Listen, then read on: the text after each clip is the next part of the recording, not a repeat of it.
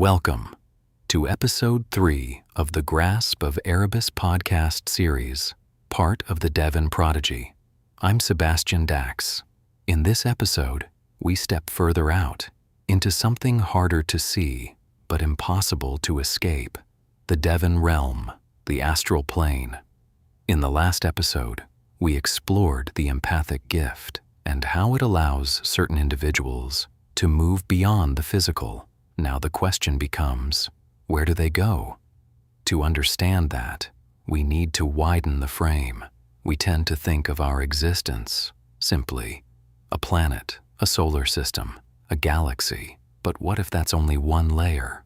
What if our universe is just one of many, not separate, but grouped, clustered, connected by shared traits, like cells in a larger organism?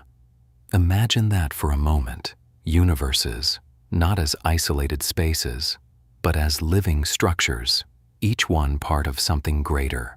Within that structure, there is a current, a central presence, something that binds and sustains. In the story, this is known as the entity of origin. It gives and it takes. Life flows outward, returns inward, a cycle, continuous, unbroken.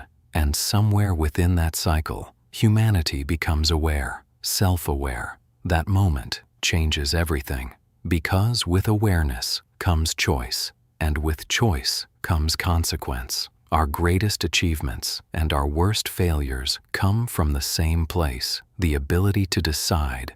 And that is where the fracture begins, because choice creates imbalance, and imbalance creates opportunity.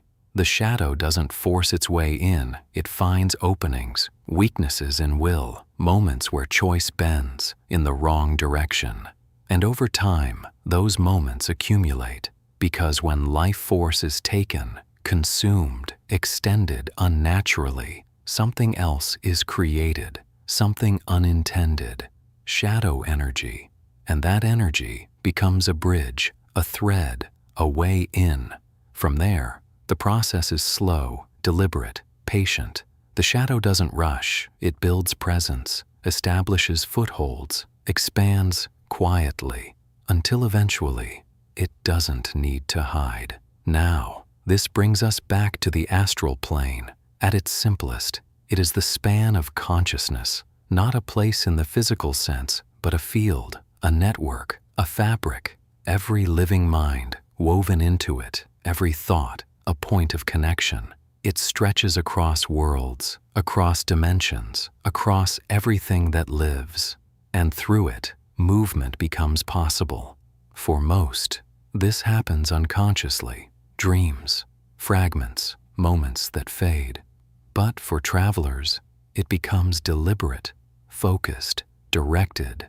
They move through this plane at the speed of thought, anchored to their physical form, but reaching far beyond it. Travel isn't random. It requires clarity, intention, a sense of direction. Without that, you drift. With it, you arrive. But even then, the connection is fragile, disrupted, and it breaks. You return. The cult does not rely on this alone. They use another current, a darker one.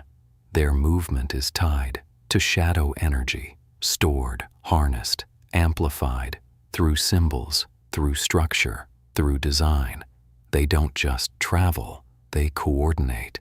Groups moving together, arriving with precision. Their chambers anchor them, focus them, increase their presence in places they were never meant to exist.